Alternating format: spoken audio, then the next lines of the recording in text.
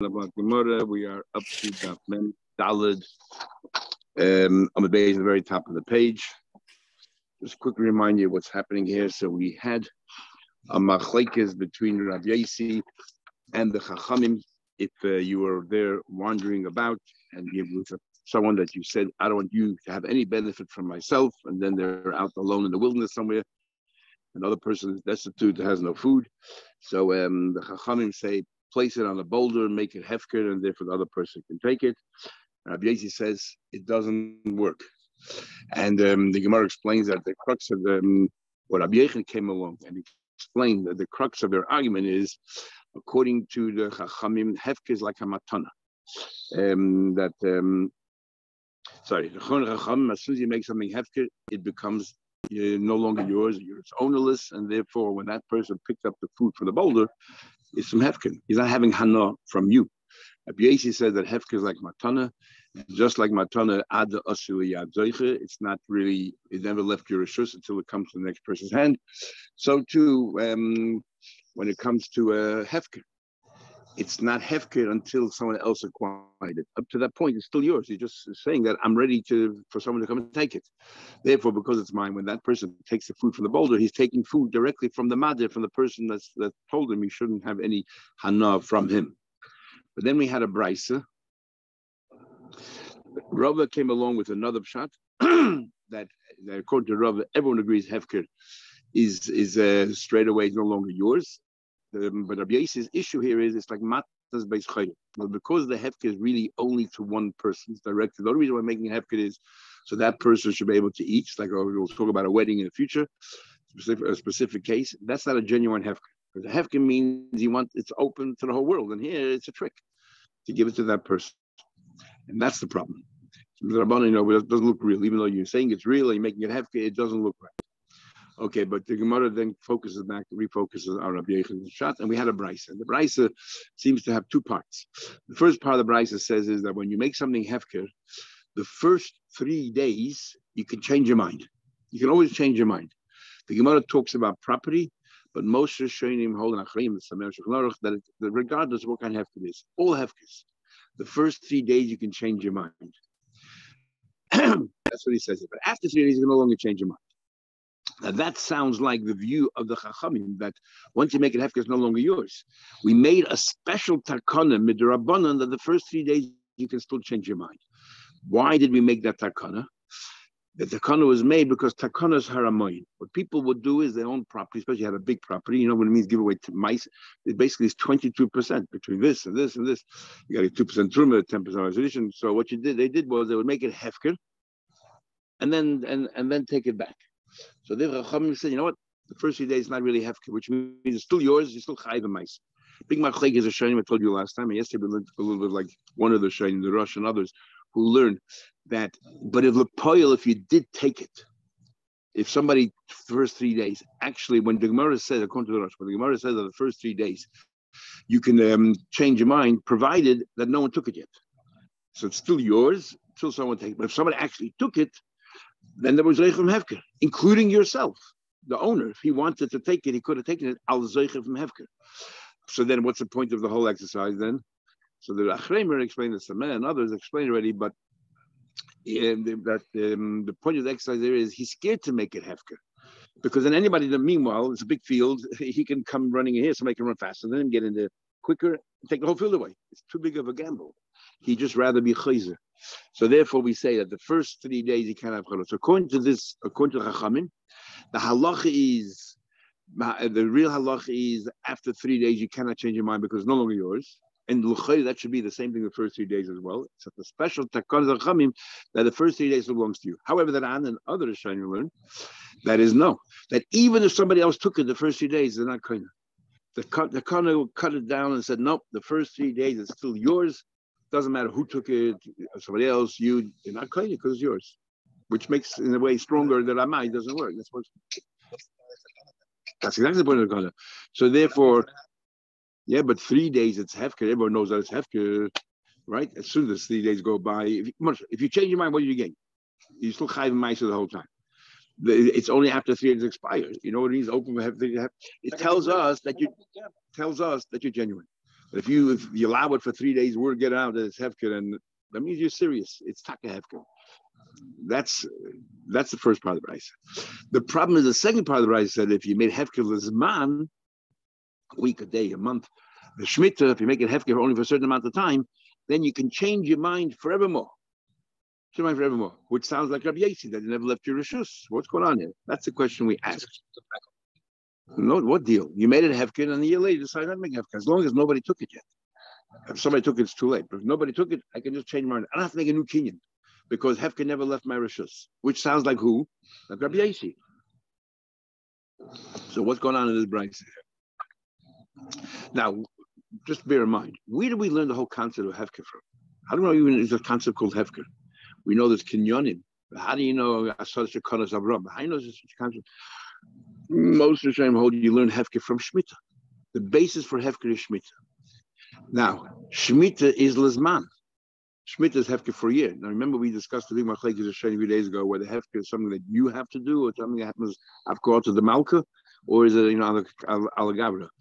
So, if you learn that Shemitah is that you have to make it hefker, then that's mamish hefker. And what kind of hefker is it? Hefker lezman. You're doing it for a year.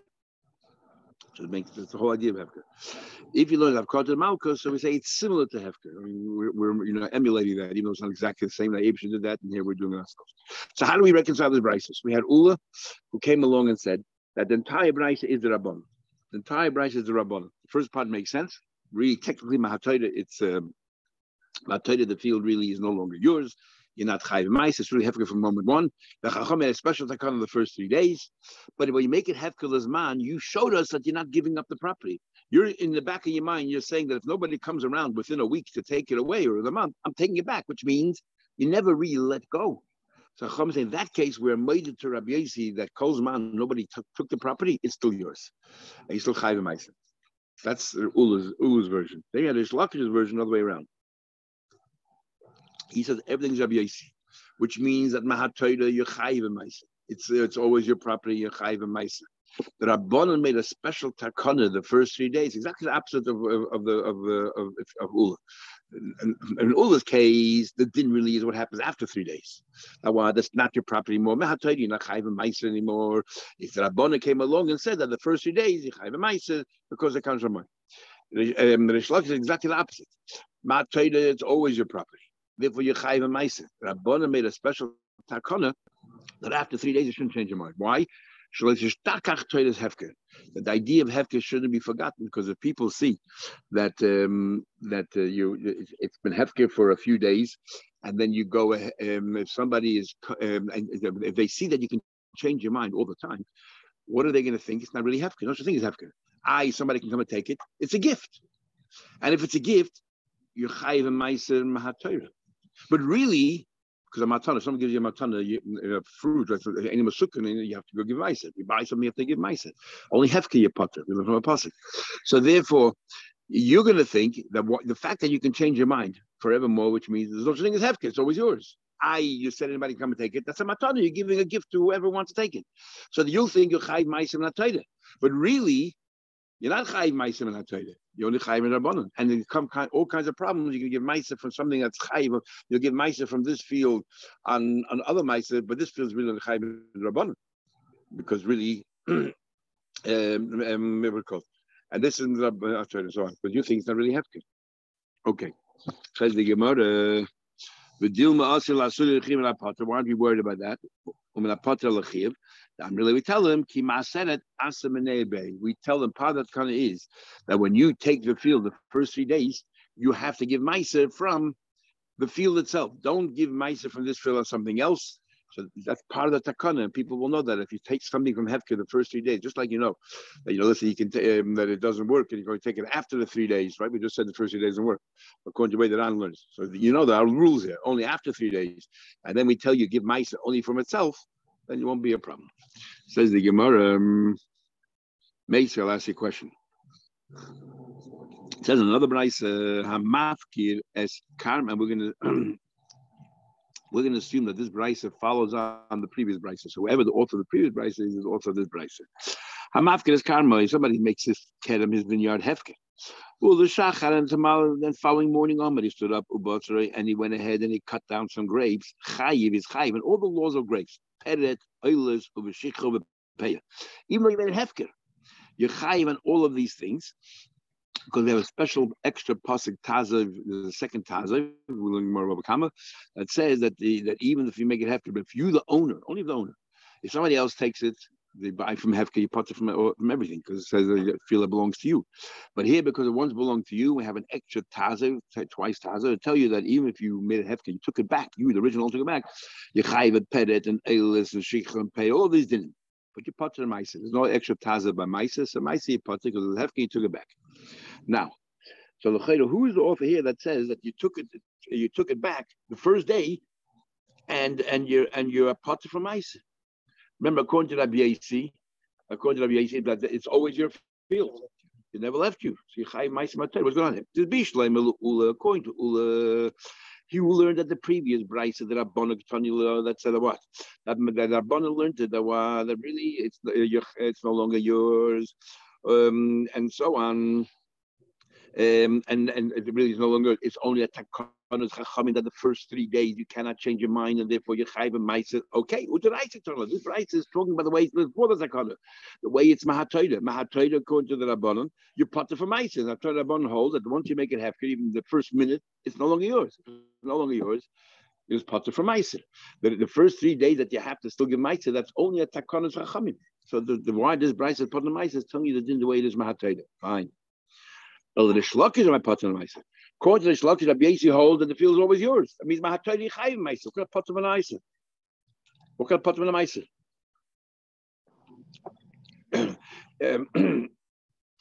So what's pshat here? Amalach, he'll say to you, who in the world told you that this brayso is the same author as the previous brayso, says the shlokish. Ki amri anol Rabbi Yasi. I was explaining the previous brayso how to conform with Rabbi Yasi's opinion that says that when you make something hefker, it's always yours, and hatoid is yours, and therefore the first 3 days that we say that that it's yours and you chayv and ma'aser, that's takem hatoid. Rabbanan, the author of this brayso is the Rabbanan. Rabbanan Taka don't agree. Rabbanan hold that as soon as you make it hefker, it's no longer yours. You take a pot of a ma'aser. That whole takon of 3 days is only according to Rabbi Yasi, the way they shlokish learn. Ibai Sema. Now Kamar gives a new answer. If you want, I can tell you. Had afkre ba'anpei train, had afkre ba'anpei tlosim. In other words, there was a takonas chachamim that you need to have 3 people before you when you make hefker. Why are there 3 people before you? 1 person should have the right to grab it because hefker, and 2 will be witnesses in case you deny it. You haven't made it hefker. We have 2 witnesses. So therefore, if you do it in front of 3 people, it's a real hefker, then you take a potem and a ma'aser. This whole din of Rabbi Yasi that we said before. Now we're changing everything around. This whole din of Rabbi Yasi we said before that when you make a hefker, it's not really hefker until somebody takes it. Is only if it's in front of 2 people. But if it's in front of 3 people, Rabbi Yasi is made. The moment you made a hefker, it's no longer yours because you have 2 aidim here and another person who's genuinely able to snatch it. Exactly. So what Rabbi Yossi says is only in the event that there's no possibility someone else to take it. Therefore, in a way, it was genuine. We have to know that the hefker is 100% genuine. When we know it's genuine, when there are 3 people, then it's real hefker. But if there are 2 people, if one person grabs it, it'll be sort of 1 against 1. That person who grabbed it can't really argue about himself. He's going to give it. So it's really 1 against 1. You, the owner, say it's mine. I never made it hefker. The other guy says. So we never really established that it left his hand. Yeah, until somebody else took it, and then and I'm the mochi in a way. But it's not such a strong case of hefker. Therefore, he says ad the. That's why you can still change your mind because we don't know if you really meant it. If you really meant it, 2 people are enough. And the Gemara says, therefore, how do I know there's such a thing? You make hefker in front of 3, it's a hefker. If in front of 2 people, then hefker. But Rabbi Shua Levi says in this halacha, even in front of 1 person, hefker. Those at the beginning, the Gemara actually thought mahatoida you need 3 people, and that's why that's the only hefker mahatoida. As soon as you make hefker, it's no longer yours. Two people, Rabbi Yossi says it's still yours until somebody actually takes it. But the Gemara concludes, Rabbi Levi says that the whole idea of having hefker in front of three people is a cause of chamim. That what you have two edus. Now, big machlekes are shaynim, and some of the shaynim here are when he said ma'atayra echad, what happens? You make hefker ben latzman. What happens then? Is it hefker or not hefker? So, for example, if you remember, we had a Gemara Shabbos, but Shammai says that your kelim need to rest. Your kelim need to rest on Shabbos. Shvisas kelim is also not only you have to rest on Shabbos, but all of your vessels have to rest on Shabbos. So the question is, how can you light candles? How can you have cholent? Your pots are working for you. Your things work for you. So my answer is, you have to make it hefker. So what happens? You got to run out in the street, and everybody has to go and invite people to come in and have hefker. It's been no atzma. How does that work? So those are shaynim hold. The only reason why we need hefker in front of three people is to make sure that it's genuine. Over here, you're making it hefker in order to ensure that you're not machal Shabbos, because your pots and pans are working for you on Shabbos. So we know for sure you mean it. Therefore, you don't even need one. You can do ben latzmai. The other shaynim will hold that no, that you always need a minimum of one. So how can you learn on Shabbos? So the Rashba says in Masechta Shabbos that the Torah is mafker for you, like lev bezin masnaleim, and therefore you can't make it hefker, but the Torah steps in to save you.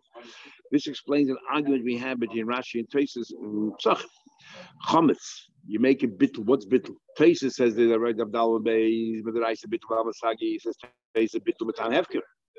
And Rashi says bittul is tashbisu. Tosfos says a bittul you make every before Pesach is like making hefker. And Rashi says no, it's a special pasuk. Tashbisu you should destroy. You can tashbisu belev sagi. You can destroy in your heart. How about making it hefker? What's the machlekes? So one of the possible explanations are Tosfos relax, but you need three people. So Tosfos says only the cause of chamim. And here we know that you're genuine. Tosfos holds if we know here, you don't want to be over a chametz, because your chametz after Pesach, you're doing a bear in Pesach, and then you cannot benefit from after Pesach. So in this case, where we know 100% sure yet you're sincere, you are not going. You don't need anybody. You can move out to chametz in the privacy of your home. But Rashi holds that you need a minimum of one person for hefker, and we know, and no such thing that people make bittul and chametz in front of another person. Therefore, it can't be because of hefker. Here we say that you have to do it in front of three. If you do it in front of two, why don't you say that one can be kind of, the other one can be exactly. And from that you can true, but the fact that you can still contradict it, and the fact that you can still contradict it, and you might be prepared to make a shua, it means it's not 100% genuine. If you do it in front of two Adam there, you can contradict behind his morgan, nothing can change. The Rambam says that hefke metam neder. The Rambam says hefke metam neder, and brought down a Shulchan Aruch, and therefore that you cannot change your mind. So there's all the Achreim try to understand where does the Rambam get it from. But if you learn hefke metam neder, that means that you cannot change your mind. Hefker means that once you make it hefker, you cannot change your mind. Just like a neder, a promise. If I made a promise, I can't change your mind. It says, you can't breach your words. Which means, really, it's mine. This gives an understanding of Rabbi Yoshi's opinion. If hefker metam neder means it's really mine, nothing happens. A neder doesn't make it no longer mine. But I just have to abide by what I said. I can't change my mind. But so somebody else takes it. That's what it would seem. That means even according to Chachamim, we say that it's really hefker according to the Rambam. It doesn't mean it's not his, the way we're learning till now. It means only that you can no longer change your mind. From the first moment, you cannot change your mind. And according to that mandam of Efkim Tam Neder, can you be Mabatl Neder? Can you be Mayfair or Mabatl? Yes, if nobody took it. If nobody took it. Such time, yeah, 100%, like any other Neder. In Shulchan Aruch, it starts off, Hefkim Tam Neder. I mean, that's what Pascha Shulchan Aruch. So it comes with yeah, sorry, yeah. And can you understand the Rabbanan that you're not being Mechana, that it's the person that's Neder alone? But they're saying because you cannot change your mind anymore, you're sort of no longer in control. In other words, what's the gedger of that according to Chachamim? It's yours, but not in your control. And because it's not in your control, it's very tenuous, your relationship with it. Because machlekes and shayna means what exactly does it mean? You have control, you own something, ownership or use of it. So that in itself could be the machlekes Rashi and Tosfos by Pesach. If you hold that the idea of hefker is mitam neder, which is what Rashi will say.